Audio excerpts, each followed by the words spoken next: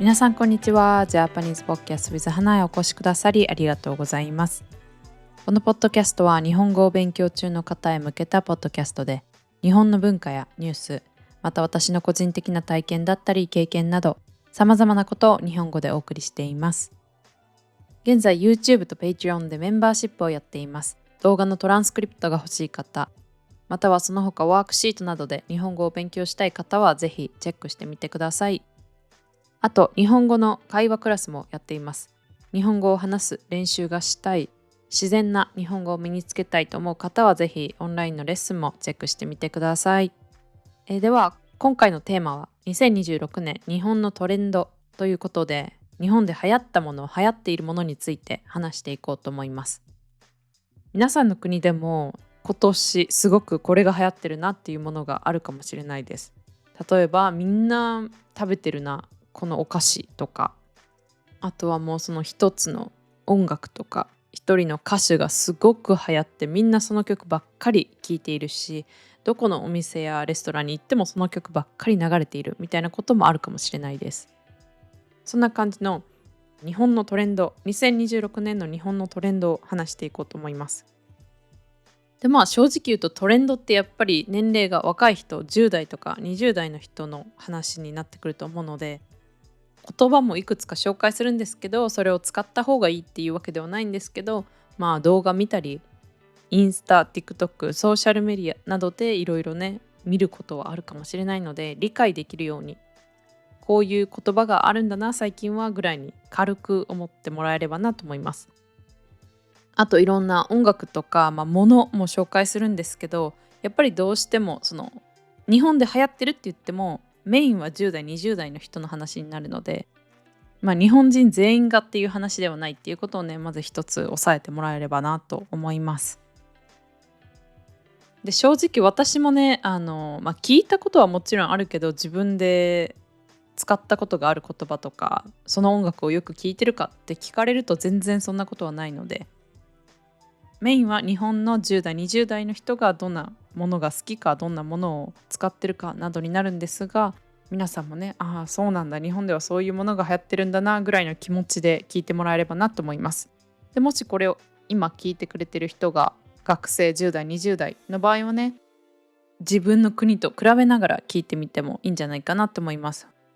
私の国ではこういうものが流行ってる、こういう音楽が流行ってるけど、日本ではこういうものが流行ってるんだなみたいな感じで比べながら聞いてもらえればなと思います。では早速ですね、2026年日本で流行ってるものについて話していきます。ではまず最初に日本語を皆さん勉強していると思うので、日本語のフレーズを3つ紹介しようと思います。でまず1つ目は〇〇すぎて滅っていう言葉です。これは後でも紹介する男性のアイドルグループミルクっていうグループがいるんですね。でその人たちの歌です。でそこから派生してその言葉もねすごく流行ったトレンドになったものです。で歌の中では好きすぎて滅、もう大好きすぎるっていう意味で使われてるんですけど、その好きをいろんな言葉に変えて何々すぎて滅っていう風に使われます。滅っていう漢字、言葉自体には滅びるとかなくなるっていう意味があります。よく見るのは、そのアイドルの人がかっこよすぎて滅とか、高校生、大学生とかだったら、宿題とか課題が終わらなさすぎて滅とか、なんかそういうアイドルのコンサートに行くっていう場合、チケットをね、日本は抽選で応募しないといけないんですけど、その抽選に外れてチケット落選して滅みたいな感じの言葉をよく聞くかなって思います。人に対してかっこよすぎて滅、可愛すぎて滅みたいなのをよく見ます。よく見るんですけど、私個人的には使ったことないので、見たらそういうスラングだなって思ってもらえればいいと思います。ただただその後ろにつけてるだけみたいな、特に意味はない場合もたくさんあります。可愛すぎて滅だったら、すごく可愛いって思ってるんだなとか、かっこよすぎて滅っていうのは、かっこいいって思ってるんだなっていう意味です。特に意味がない場合もあるんだけど、これはね、もうめっちゃ見ました。アイドルの歌が2025年の秋ぐらいに出たんですけど、そこからね、もうめっちゃこの単語とかフレーズを見たので、今もまだよく見るかもしれないので、もし見かけたらね、最近流行ってる言葉だなって思ってもらえればいいです。では、最近流行ってるスラング、2つ目はメロいです。メロいって皆さん聞いたことありますか？メロいもまたその推しとかアイドル、俳優さんとかに対して使ったりもするんですけど、メロいって言葉はただただかっこいいとか、ただただ可愛いっていうだけではなくて、メロメロになるほど魅力的とか、思わずときめいてしまう、うわ、かっこいいってこう思わず声に出てしまうような感情です。で、これはね、本当によく使われてます。何々すぎて滅っていうさっき紹介した言葉は10代20代の本当に若い人中心かなって思うんですけど、メロいっていう単語は結構幅広く20代30代とか関係なく結構ねいろんな人が使ってる単語だなって思います。あとその使う人対象、例えばそのアイドルとかだけではなくてもういろんな人に使われてる気がします。基本的にメロいっていうのは人に対して使います。あの人メロいなとか、そういう風に使います。恋愛的な、ラブ的な好きとはちょっと違うんですけど、メロいっていう単語を見たときは、相手の人のことを魅力的って思ってるんだなって思えばいいと思います。で、メロいっていうスラングも、本当に人によって意味が違ったりするので、SNS とか、日本人と喋ってちょっと感覚をつかんでもらえたらいいなって思うんですけど、メロメロっていうのはアニメの目がハートになってる状態。絵文字でも目がハートになってる絵文字ありますよね。そんな状態です。そういう感情を抱いてる時がメロメロなんですけど、それをメロメロになるを短くしてメロいっていう風に使われてます。では、最後の3つ目の単語はフレネミーです。これはね、やっぱり10代、20代の若い人の間でよく使われている単語です。で皆さん、フレネミーってどんな意味かわかりますか？これは英語から来てるんですけど、フレはフレンズ、フレンズで、ネミはエネミーのこう最後を取って、フレンズとエネミーを掛け合わせてつなげてフレネミーっていう単語になってます。なので意味はなんとなくわかるかなと思います。で、これはなんか昔アメリカとかで使われてたのかな。で、それがなんか今になって日本で流行ってるっていう、なんかよくわかんない現象なんですけど、フレネミーっていう単語がね、最近よく使われてるみたいです。正直私は使ったこともないし、周りでね、使ってる人は聞いたことがないです。でも SNS とかだとよく見ます。本当によく見ます。なので、今学生の人、10代、20代前半の人がよく使うのかなって思います。で、フレネミーの意味は分かんないっていう人もいっぱいいるかと思うんですけど、フレンズ友達だけどエネミーなので敵ってことです。なので、実際その人と話す時はすごく優しくて仲いい友達みたいな雰囲気があるんだけど、実際私がいないとこでは私の悪口を言ってたり、私を嫌ってる人っていうことになります。例えば、サキっていう友達がいたとしますよね。じゃあ、さきちゃんは私と話す時はすごく楽しく仲いいみたいな感じで話すんだけど、さきちゃんが別の友達と話す時は私の悪口をすごく言ってるとか、あいつなんやねんムカつくみたいなことを言ってるっていう人、そういう人をフレネミーって言います。友達のふりしてるけど実際はそうじゃないみたいな人のことをフレネミーって言います。で、私は本当に使ったこともないし、聞いたこともないんだけど、SNS でね、よく見ます。で、そういう10代、20代の人がよく見るコンテンツとかではね、使われてるみたいです。もしフレネミーっていう単語を見たら、友達だけど敵ってことなので、本人の前ではいいふりして、本人がいないところでは悪口を言ってる人って思えばいいかなと思います。で、実際本当にこういう人はね、いますよね、世の中。世界どこにでもいるかと思います。で、それが最近日本語のスラングになって、その言葉がなんか流行りだしたっていう風に思ってもらえればいいかなと思います。実際そういう裏では悪口言ってる人がたくさん増えているみたいな現象を言うことではないんですけど、単語がね、最近流行ってるってことになります。ってことで2026年流行ってる言葉、〇〇すぎて滅、好きすぎて滅っていう言葉と、メロイって言葉、で、最後がフレネミって言葉です。実際使ってよっていう言葉ではないですが、もしかしたら SNS でよく見るかもしれないので、皆さんもね、もし見たらその時は意味を思い出してもらえればなと思います。では次ですね、流行っているアイドルグループを一つ紹介しようと思います。で、それがミルクっていう男性のアイドルグループです。日本人の男性のアイドルグループです。このミルクっていうグループが好きすぎて滅っていう曲を去年出したんですね。で、そっから〇〇すぎて滅っていう単語、フレーズがすごく流行りました。で、このミルクっていうグループですね。めちゃくちゃ流行ってます。日本のショッピングモールとか、なんか外出歩けば1日1回は絶対聴くかなと思います。ミルクっていう方たちの曲です。で、正直私は全然聞いたことがないんですね。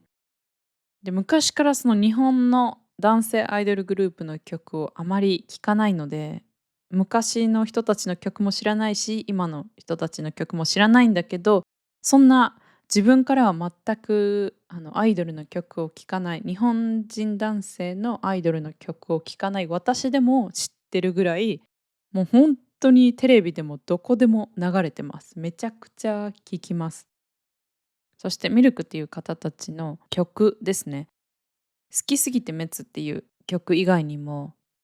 爆裂愛してるっていう今年出た曲なんですけど、これもね、めっちゃ流行ってます。最近よく聞きます。SNS でも聞くし、日本の街でも流れてるかなって思います。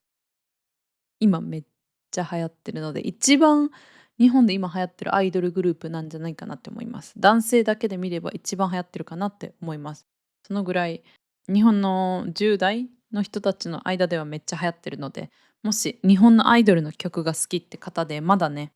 聞いたことないっていう人はぜひ聞いてみてください。では次、食べ物を紹介しようと思います。2026年流行ってる食べ物、それはマーラータンです。マーラータン、皆さんも聞いたことがあるかもしれないです。で、実際食べたことがある方、よく食べる方もたくさんいると思います。で、マーラータンっていうのは中国の食べ物ですね。中国の食べ物なので、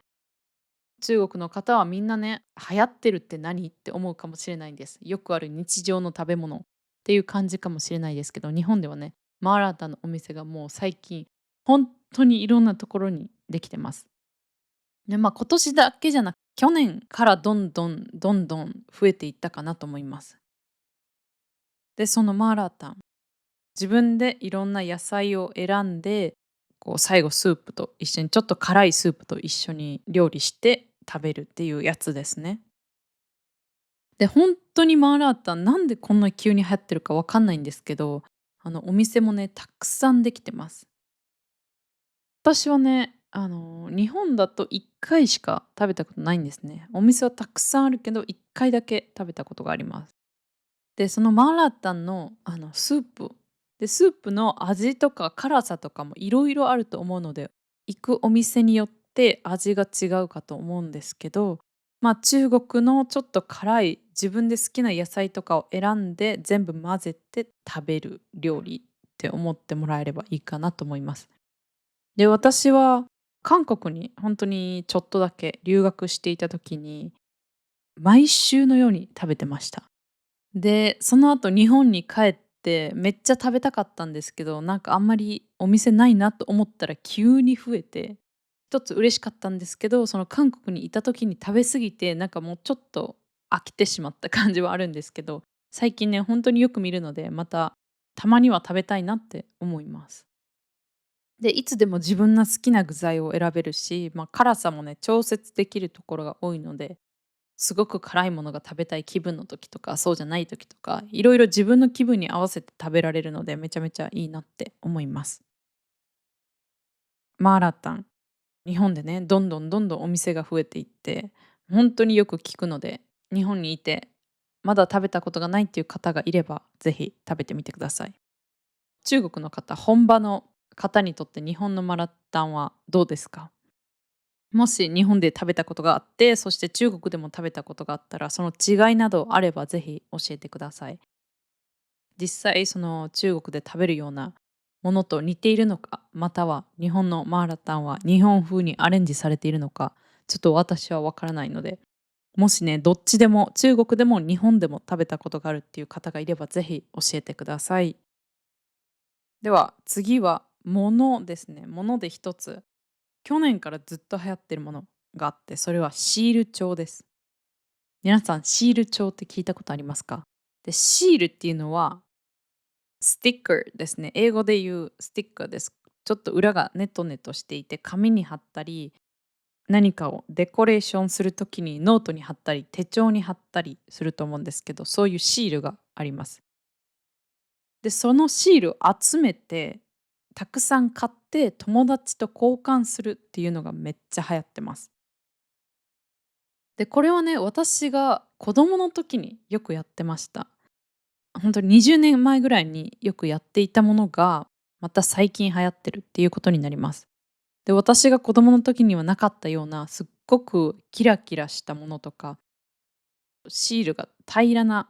ものではなくて、ぷくって膨れ上がっているもので、その中にキラキラなんかデコレーションが入ってあったり、シールの中に水が入ってちょっと動くみたいなものがあったりとか、いろんな可愛いシールが最近は多いんですね。そのシールを集めてたくさん貼ってるノートがシール帳です。で、それ今は子供だけじゃなくて大人もやってるんですね。20代、30代とか、40代、50代の方、いろんな人がやってます。で、YouTube でもね、なんか芸能人同士がシール帳でシール交換してみたみたいな動画とかもあったりするぐらい、めっちゃ流行ってます。で、ちなみに私はシール帳は持ってないんですね。シールは一切集めてないし、持ってないんですけど、日本でね、これをやってる人って本当に多いです。メインはやっぱり子供、小学生、中学生とか、高校生ぐらいの人の間で流行ってるんですけど、大人でもね、昔やっててすごくそれが懐かしくて、また始めたっていう人も多いし、子供と一緒にやってる親っていうのも多いみたいです。なので、日本でこう買い物に行って、なんか最近やったらキラキラしたシール売ってるなとか、いろんなシール売ってるなって思ったら、それはね、今流行ってるものっていうことです。トレンドなのでね、もし皆さんが好きなシールがあれば、一つぐらい買ってみるといいんじゃないかなって思います。それが日本で今流行っているものでした。では最後にですね、最後は一つ本を紹介しようと思います。流行ってるというか、すごく売れた、すごく人気のある本っていうものなんですけど、それは In the Mega Church という小説です。In the Mega Church っていうのは、浅井亮という方が書かれた小説です。浅井亮さんはいろんな本を今まで書かれていて、もうほぼ全てって言っていいんじゃないかなってぐらい全部人気で、映画化されていたり、本当に人気です。以前の作品だと、何者っていうものとか、霧島部活やめるってよっていうものとか、チアダンっていう作品とか、もう本当に全部大人気の本で、今回新しく出されたのが In the Mega Church という本です。で、日本である有名な賞、本屋大賞っていうのがあります。本屋さんで働かれている人がおすすめしたい本を選ぶっていうので、毎年1回ね、本屋大賞っていうのがあるんですね。で、その本屋大賞を受賞したのが、この In the Mega Church という本です。で、In the Mega Church という本の内容なんですけど、今の推し活って言って、アイドルを応援する、好きなものを応援する推し活をテーマにした作品なんですね。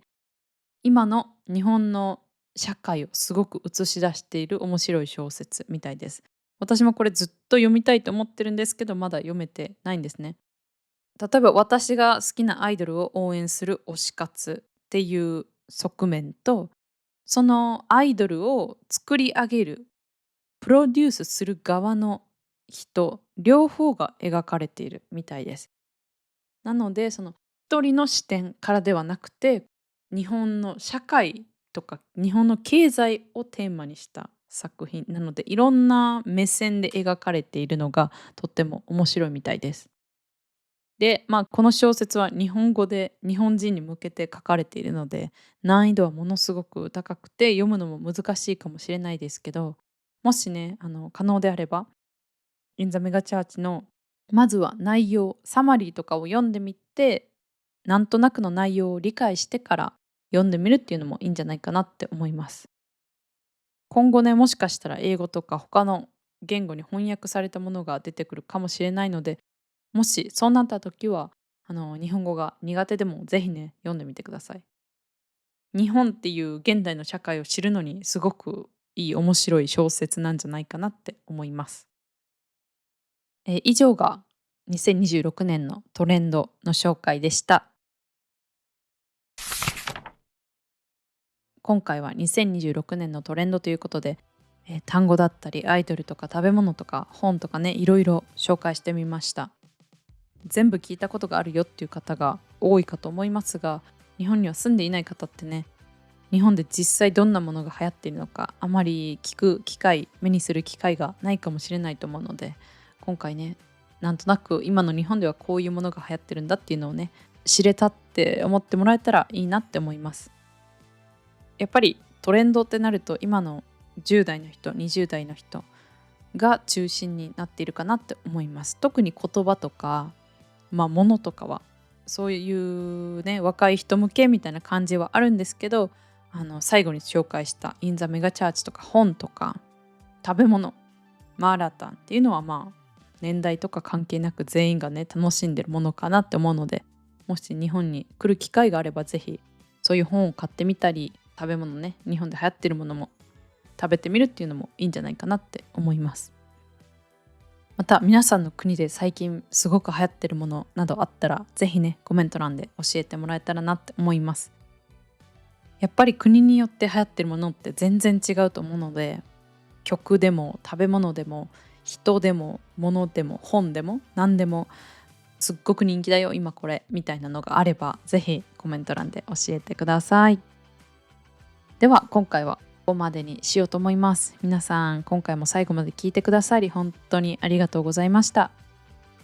ではまた次回のエピソードでお会いしましょう。皆さん今日も良い一日をお過ごしください。それでは。